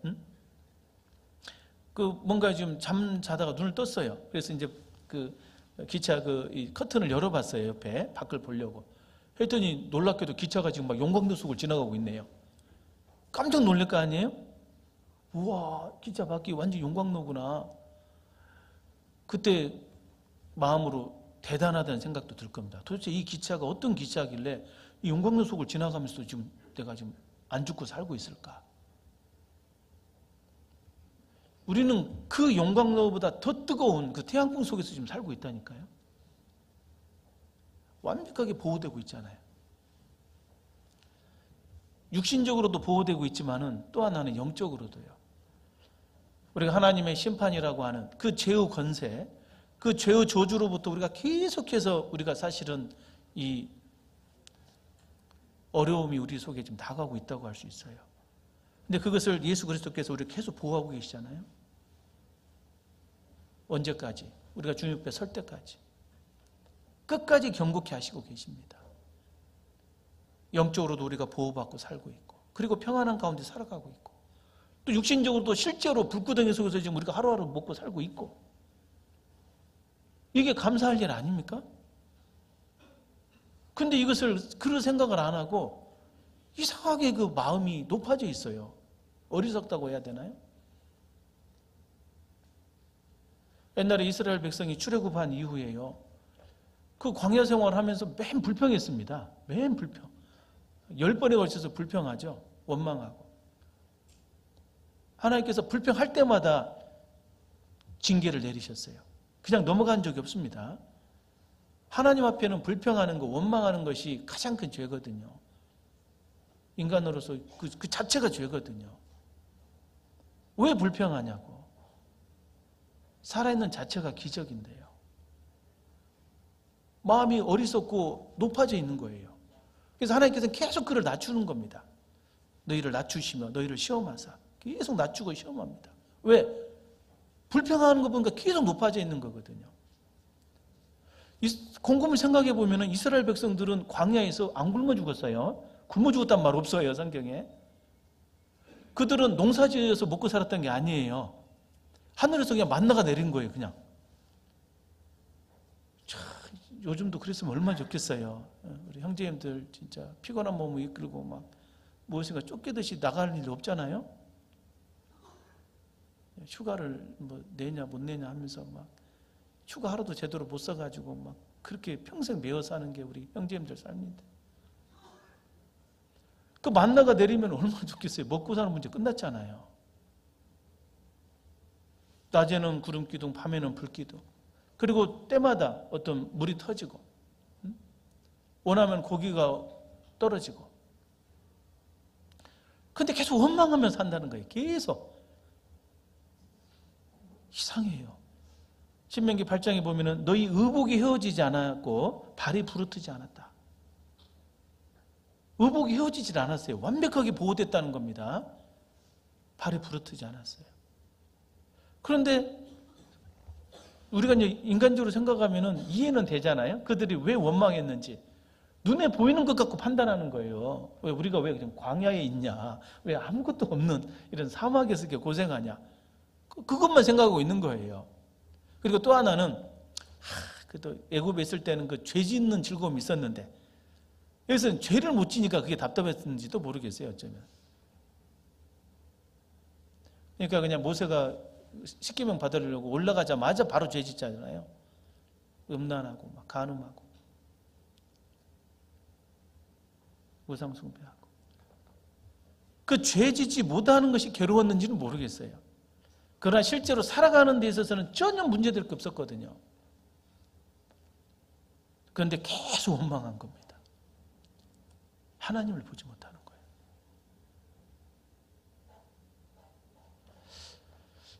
우리가 마음이 높아지면요, 조금만 어려운 것도 힘들게 생각하거든요. 그런데 정말로 팩트, 정확한 사실을 놓고 보면은 절대 어려운 게 아니에요. 감당할 만한 것들이거든요, 전부 다. 내가 그 기준을 0도로 놓고 보면은요, 이 영하 10도가 춥게 느껴질 수 있잖아요. 그죠? 마이너스 10도니까. 춥게 느껴지는데, 근데 실제로 물리학에서요, 절대 온도라는 게 있어요. 절도 온도 제로. 절도 온도 제로가 기준입니다. 그게 몇 도냐면 마이너스 273도예요. 마이너스 273도가 절도 온도 제로라니까요. 그러면은 영하 10도는 몇 도냐면 플러스 263도예요. 엄청나게 그 에너지가 많이 지금 갖고 있는 거거든요. 누군가가 제공해주고 있는 거예요. 영하 10도도. 엄청난 에너지를. 누군가의 수고가 계속 있다라는 겁니다. 그 영하 10도를 유지하는 것도. 우리가 이 삶 속에서 힘들다고 생각하는데 그 힘든 게 과연 힘든 거냐? 하나님께서 나의 내가 힘들다고 생각하는 그 상황을 하나님께서 유지시켜 주기 위해서 엄청나게 많은 하나님의 섭리가, 하나님의 그 사랑이, 하나님의 그 힘이 공급되고 있는 상태거든요, 지금도. 근데 마음을 높여서 그것이 없다고 생각하는 거예요. 마치 철없는 애가 부모님은 나름대로 이렇게 좀 계속 성실하게 돈 벌어서 자녀를 양육하는데 얘는 하는 소리가 어머님 아버지가 나한테 해주신 게 뭐예요? 원망하고 집 나가려고 하고. 꼭 그와 비슷한 건 아닐까? 정말 우리가 하나님 앞에서 곰곰이 생각해 보면은요, 제정신이 드는 겁니다. 모든 게 감사가 돼요. 지금까지 지내온 것 주의 크신 은혜라. 나중에 그것이 정말로 깨달아질 때가 아마 있을 겁니다. 물론 저도 부족하지만 저도 가끔 불평하는 마음도 있고 원망하는 마음도 생겨요. 그러나 곰곰이 생각해 보면 그게 아니거든요. 내가 아무리 비천하게 살아간다 하더라도 나는 영원한 생명이 약속되어 있고, 그리고 살아가면서 모든 그 죄의 권세로부터 지금 보호받고 있고, 그리고 실제로도 내가 하루하루 지금 공기를 마시고 있고 먹고 있잖아요. 내가 일을 했다 뿐이지 내가 공기를 만들어서 먹는 것도 아니고 내가 음식을 내가 만들어서 먹는 것도 아니에요. 음식 자체는 하나님이 주시는 거거든요. 공기 자체도 하나님이 주시는 거고. 다만 그것을 요리해서 먹을 뿐이에요. 그러니까 이게 정말 모든 게 하나님의 은혜라는 걸 생각해 본다면 모든 게 감사가 가능하거든요. 우리가 하나님과 동행할 때 항상 모든 상황을 하나님 앞에서, 그리고 순간순간 어려움이 있으면 물으면 됩니다. 주님 이거 어떻게 할까요? 그러면 하나님께서 나름대로 그 답을 주시거든요. 이건 이렇게 하면 돼, 이렇게 하면 돼. 그래서 항상 나의 어떤 그 의의 보증으로, 또 나에게 어떤 카운셀러로서 그 모사요. 그죠? 하나님은 모사입니다. 그래서 우리에게 항상 이렇게 합당한 것을 이렇게 알려주는 그 카운셀러로 우리에게 함께하고 있는 겁니다. 그래서 이 동행이라는 것이 정말 그렇다. 그리고 내가 하나님과 동행한다라는 그 모습은요, 정말 하나님의 계명을 지키는 겁니다. 상대가 기뻐하는 것을 해줘요. 부부간에도 정말로 서로 기뻐하다 보면은요, 내가 좋아하는 걸 하는 게 아니에요. 상대가 좋아하는 걸 해주게 돼 있어요. 그러니까 서로 기뻐지는 거예요. 내가 좋아하는 걸 요구하다 보면 기뻐하시던가요? 부부싸움밖에 안 나거든요. 그죠? 실컷 밥을 차려줬는데 반찬을 보고 왜 이런 걸 줬냐고 이렇게 또 불평을 하잖아요. 나는 이런 거 좋아하는데 왜 이거 줬냐고. 그러면 이제 그 밥 차려준 그 아내가 속으로 뭐라고 하겠어요? 자기가 차려 먹지. 뭐 자기가 아니고 지가 차려 먹지 이런 식으로 당연히 그렇게 나올 거예요 아마.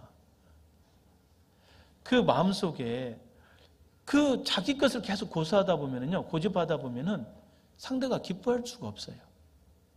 그런데 상대가 상대를 기뻐하게 하는 거, 똑같은 표현이지만은 그래도 이렇게 준비해놓고 애썼네, 힘들었겠네, 요즘 어디 아프잖아 하면서 이렇게 말을 그런 식으로 하게 되면은요, 정말 아내가 더 감사해하고 미안해할 거예요. 혹시.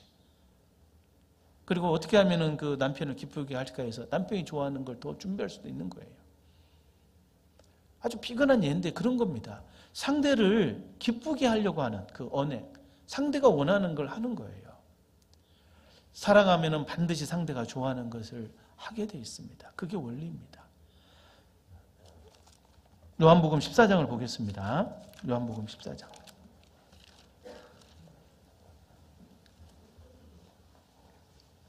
요한복음 14장 15절. 14장 15절 같이 읽겠습니다. 너희가 나를 사랑하면 나의 계명을 지키리라. 예.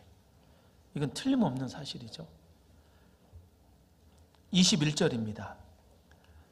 나의 계명을 가지고 지키는 자라야 나를 사랑하는 자니 나를 사랑하는 자는 내 아버지께 사랑을 받을 것이요 나도 그를 사랑하여 그에게 나를 나타내리라. 우리가 하나님을 사랑한다는 게 뭐냐면요, 하나님의 계명을 지키는 거예요. 하나님이 원하시는 거, 하나님이 좋아하는 거, 기쁘시게 하는 자라는 증거를 받았다. 내가 이것을 안 지키면 하나님이 나를 혼내시고 나를 지옥 보내고 그래서 내가 지키는 게 아니고요, 정반대입니다. 내가 하나님을 사랑하면은 이걸 지키게 돼 있어요. 이 말을 잘 해석해야 됩니다. 하나님을 사랑하게 되면 반드시 하나님의 계명을 지키게 돼 있는 겁니다. 그걸 지금 표현하고 있는 겁니다. 어떻게 보면 도치법 같이 표현되어 있죠. 계명을 가지고 지키는 자라야 나를 사랑하는 자니 하니까 지켜야지 사랑하는 거다 이렇게 생각하는데 그게 아니고 사랑하는 자는 반드시 지킨다는 걸 말하는 겁니다. 23절 마저 읽겠습니다. 예수께서 대답하여 가라사대 사람이 나를 사랑하면 내 말을 지키리니 내 아버지께서 저를 사랑하실 것이요 우리가 저에게 와서 거처를 저와 함께 하리라. 그렇습니다. 그래서 우리가 정말 하나님을 사랑하게 되면 그를 기쁘시게 하는 마음에 의해서 그거를 지킬 수밖에 없는 거예요. 이 에녹이 그런 삶을 살았던 겁니다. 그래서 이 에녹이 하나님과 동행했다라는 말을 그냥 대충 생각하고 넘어가면 안 돼요. 그 동행이라는 말 속에 동행은 사랑으로 시작되는 겁니다. 하나님을 사랑했다라는 증거고 더 나아가서 하나님을 사랑했다라는 것은 말로만이 아니라 정말로 하나님을 옆에 모시고 앞에 두고 그리고 하나님의 기뻐하는 것을 실천하는 하나님의 계명을 지키는 삶이었다라는 것을 우리가 틀림없이 좀 기억해야 되겠습니다. 그리고 두 번째, 이 에녹이 하나님 앞에 그 훌륭한 점은 이 에녹은 경건한 삶을 살았다고 성경은 말합니다. 유다서를 한번 보겠습니다. 유다서. 요한계시록 앞이죠? 유다서입니다. 유다서 1장 14절.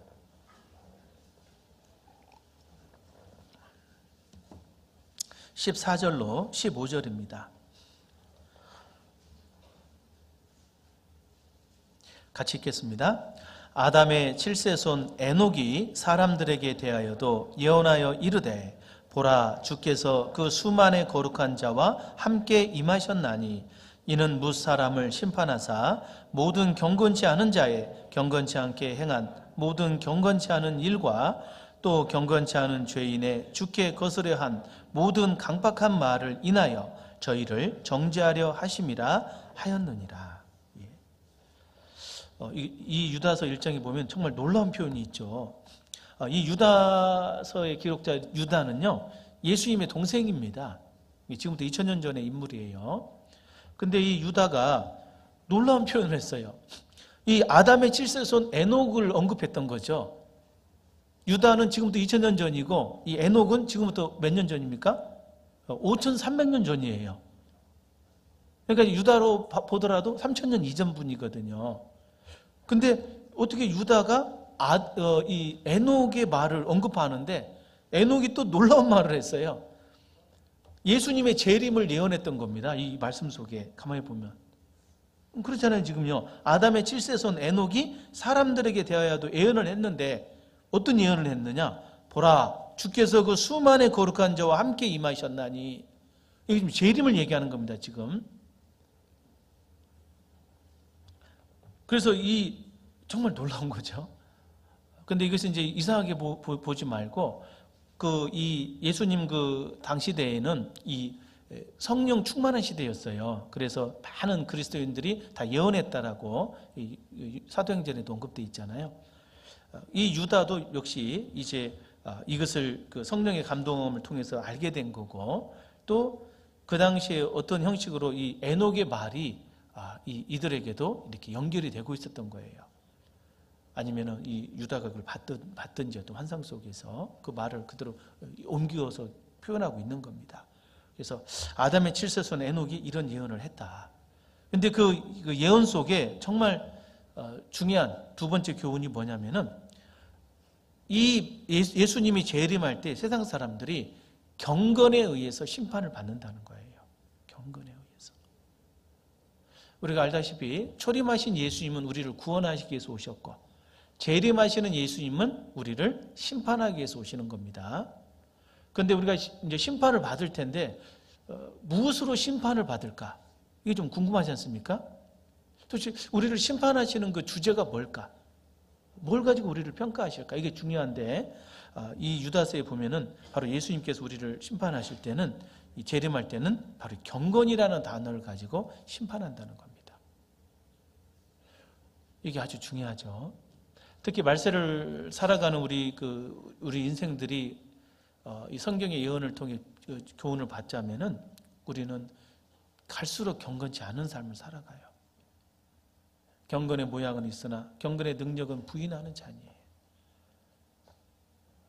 너무나 많은 지식과 또 거짓 가르침과 또 적당히 사람들이 이렇게 거짓과 타협되는 삶 속에 살다 보니까 정말로 의롭게 살아가려고 하는 사람들도요, 진짜 경건하지 않게 살아갈 수가 있어요. 그런데 이 말세를 받는 우리가 더 묵상해야 될 것은 경건한 삶이 갈수록 중요합니다. 디모데전서 4장부터 보면은요, 경건에 관한 이 말씀이 쭉 있어요. 허탄한 신화를 버리고 오직 경건에 이르기를 연습하라. 경건의 비밀이라는 말씀이 있고, 금생과 내생에 약속이 있는 게 바로 경건입니다. 경건은 바로 하나님 보시기에 우리가 아름다운 모습을 나타내는 그 척도일 수 있어요. 우리가 누구를 딱 보면은 그 사람이 아름답다, 정말 가까이 가고 싶다, 이런 모습이 이제 딱 그분에게 나타나는 그런 외모로 그렇게 우리가 느끼잖아요. 누구나 다, 남자나 여자나 다 아름다운 사람을 좋아합니다. 애들 놓고 시험하니까 그냥 바로 드러나잖아요. 얼굴 이렇게 비율이 맞고 좋은 사람은 애들이 계속 봐요. 조금 비율이 좀 안 좋은 사람은 좀 잘 안 보고 그러잖아요. 애 때부터 그럽니다. 애 때부터. 아름다움이라는 게 틀림없이 그 매력인데, 하나님께서 과연 우리 인생들을 볼 때 어떤 모습을 아름답게 볼까? 얼굴이 대칭이 좋고 비율이 좋아야 하나님이 그거 보겠어요? 나 여호와는 중심을 보느니라.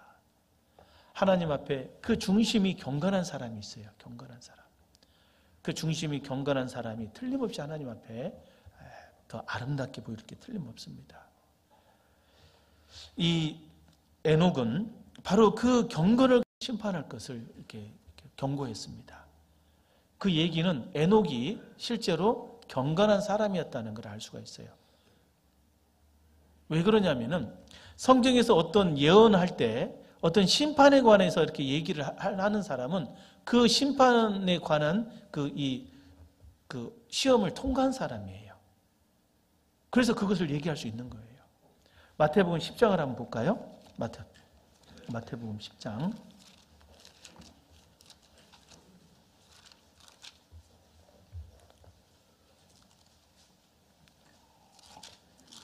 죄송합니다. 12장이죠. 제가 10장이라고 한 것 같습니다. 12장.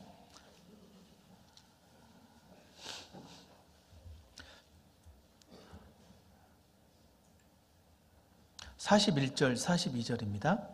심판 때에 니느웨 사람들이 일어나 이 세대 사람을 정죄하리니 이는 그들이 요나의 전도를 듣고 회개하였음이오니와 요나보다 더 큰 이가 여기 있으며 심판 때에 남방 요왕이 일어나 이 세대 사람을 정죄하리니 이는 그가 솔로몬의 지혜로운 말을 들으려고 땅 끝에서 왔음이오니와 솔로몬보다 더 큰 이가 여기 있느니라. 예수님의 말씀인데요. 심판 때에 이 니느웨 사람들이 일어나가지고 이 세대 사람, 그 당시 그 유대인들, 예수님을 안 받아들인 유대인들을 정죄한다는 거예요. 그 이유가 뭐냐면은 이 니느웨 사람들은 그 요나의 전도를 들을 때 그냥 다 회개해버렸거든요. 이 요나가 전도할 때요, 이 요나가 이렇게 진심으로 한 것도 아닌 것 같아요. 요나서를 읽어보면. 처음에 이제 이 니느웨 사람들을 싫어했거든요, 요나는. 그래서 니느웨 사람에게 전도하라니까 전도 안 하려고 도망가다가 결국 하나님께서 붙잡아갖고 그냥 물고기 뱃속에 넣었다가 다시 빼냈죠. 그래서 이제 아이고 죽을 둥 살 둥 이제 살아나니까 이제 해야지 해서 이제 가면서 한마디 외쳤어요. 야, 니느웨 사람들아, 너희들 죽는단다 하고 이제 갔습니다. 너희들 망한다. 뭐 하나님께서 너희들 심판한단다 하고 이제 갔어요. 그러니까 보통 사람들은 그냥 웬 낯선 이가 와서 뭐라고 막 투덜투덜 하면서 가나보다 이렇게 생각할 것 같은데 이 니느웨 사람들은 다 그 앞에서 뭐라고? 하나님 우리를 심판한다고?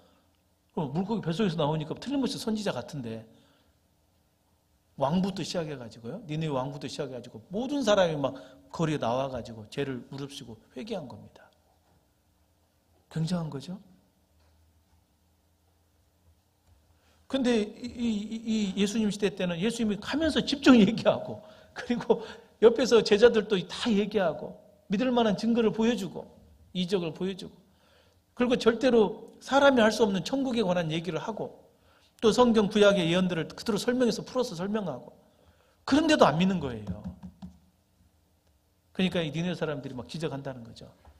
야, 우리는 그냥 요나라는 선지자, 그 약간 좀 불순종하는 선지자가 투덜투덜하면서 전도한 것도 우리가 다 받아들이는데 너희는 정말 생명의 주님이 직접 얘기한 것도 그러냐? 너희는 다 지옥행이다. 딱 이렇다는 거죠.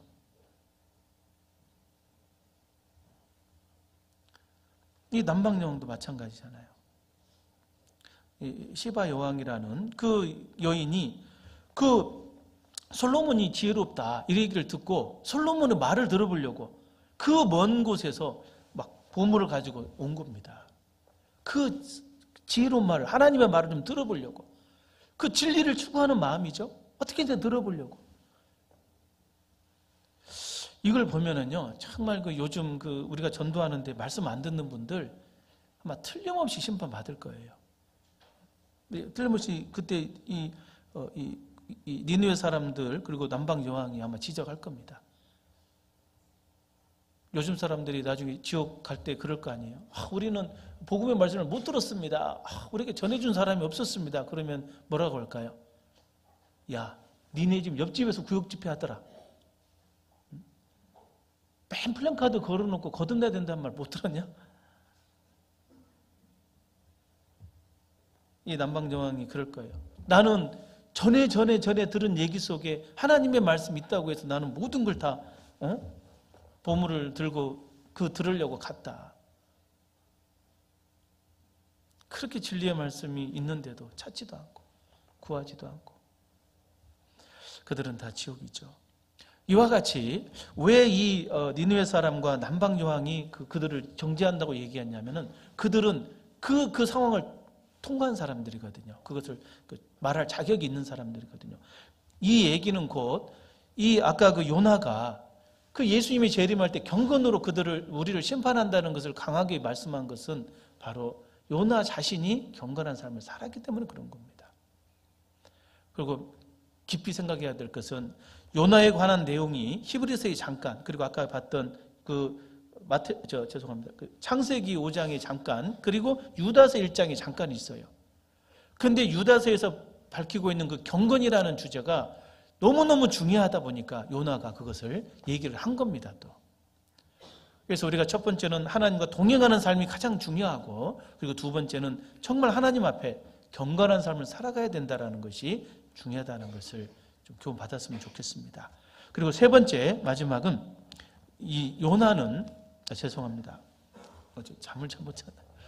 에녹은 이 하나님 앞에 심판을 항상 생각하고 살았던 사람이에요. 창세기 5장을 다시 보겠습니다. 창세기 5장.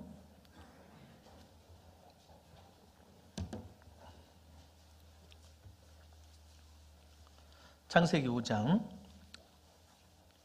21절입니다. 에녹은 65세에 누구를 낳았고요?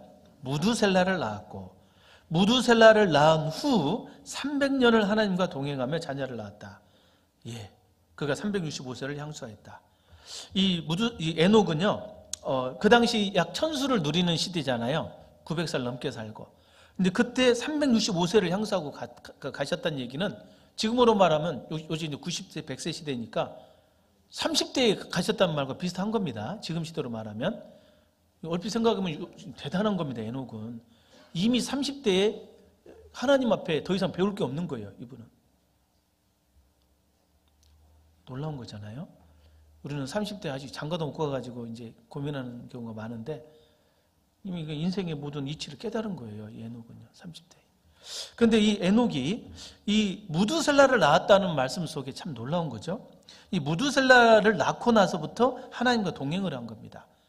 그러니까 뭔가 무두셀라를 낳을 때 뭔가 특별한 계기가 있었다는 걸 우리가 유추해 볼 수 있는데, 이 무두셀라라는 이름의 뜻이 뭐냐면은 바로 무두는 죽는다는 뜻을 의미하고요. 무두, 죽다.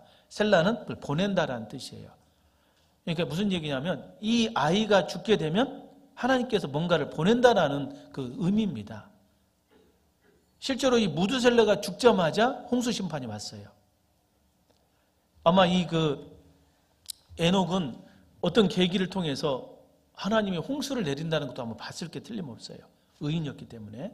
그리고 틀림없이 이 아이가 죽을 때 그게 온다는 걸 이제 알았기 때문에 그 이름 자체를, 아이를 네가 죽으면 세상이 끝난다, 이렇게 지었던 겁니다. 하나님이 심판을 보낸다, 이런 식으로. 이 뒤에 보면은 에녹이 65세에 무두셀라 낳았죠. 무두셀라가 이제 25절에 보면은 187세에 라멕을 낳아요. 그리고 28절에 보면 라멕은 182세에 노아를 낳아요. 그리고 홍수는 노아 600세 됐을 때 일어났거든요. 그리고 그래서 이제 187세, 182세, 그리고 600세를 더하면은 969가 나와요. 969년. 그런데 27절에 보면은 무두셀라가 969세를 향수하고 죽었더라. 그러니까 무두셀라가 진짜 죽자마자 홍수가 나온 거예요. 이 에녹이 그걸 보고요, 자기 아들의 이름을 무두셀라로 지었던 거예요. 이 아이가 죽으면 세상이 끝난다. 이 무두셀라의 삶의 모습은 정말로 이 당대에 이 아이가 죽으면 끝난다는, 우리가 살아있을 때 세상이 끝난다라고 하는 그런 생각을 갖고 살았다는 겁니다.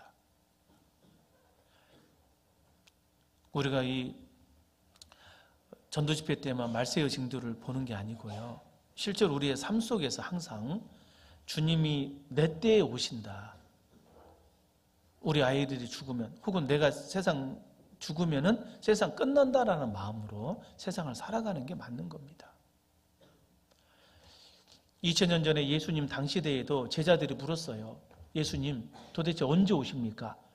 예수님께서 야, 내가 한 2000년이 지나도 올까 말까 하거든? 이렇게 제자들한테 얘기 안 했어요.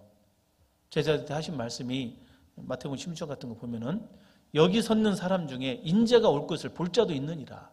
무슨 얘기입니까? 너희들 살아있을 때 온다 이 말이에요. 그래서 제자들은 전부 다 자기들이 살아있을 때 예수님이 올 줄로 믿고 그렇게 살았습니다.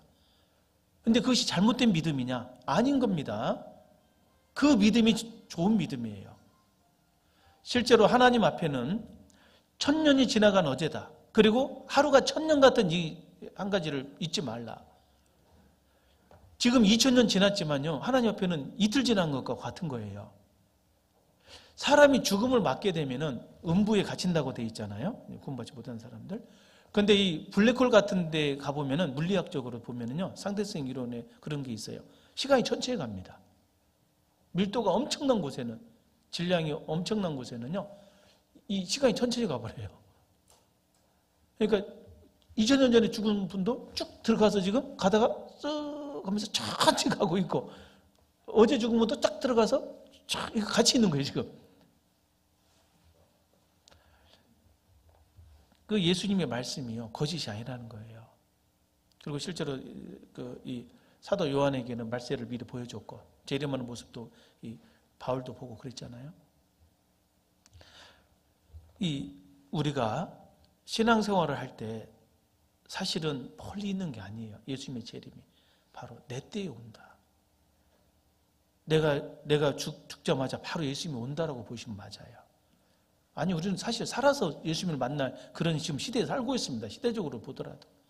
그러나 비록 내가 살아서 만나보지 못한다 하더라도 내 시대에 주님이 오신다는 그런 그 긴박한 마음을 갖고 사는 게 좋아요. 에녹은 그런 삶을 살았습니다. 하루하루를. 이 아이가 죽으면 심판이 온다. 항상 그 생각을 갖고 살았던 거죠. 그래서 우리가 이 한 해 한 해를 살아가면서 내년, 내후년 이렇게 예상하는 건 좋은 게 아닐 겁니다. 아직 올해가 얼마 안 남았지만요. 정말 어떤 분에게는 올해 안에 전도하지 않으면 구원 못 받을 사람도 있잖아요. 내가 올해 안에 뭔가를 이렇게 해결하지 못하면 내년이 어려운 사람도 있어요. 그리고 진짜 주님이 언제 오실지 모르잖아요. 정말. 어떤 분은 할 때마다 오래 오신다, 오래 오신다 해서 나 그런 얘기 들으면 막 이렇게 힘들다고 노이로제 걸리겠다고 이런 사람이 있는데 그분이 잘못된 거예요, 사실은요. 신앙적인 사람들은 다 그런 마음으로 사는 게 맞습니다. 한 해 한 해 계획을 짜고. 인생이 진짜 짧아요, 여러분. 다 아시겠지만. 인생을 길게 보지 마십시오. 짧게. 그리고 한 해 한 해가 은혜예요. 올해가 끝나고 내년에 또 한 해를 줬다면 그것이 또 기회입니다. 은혜입니다.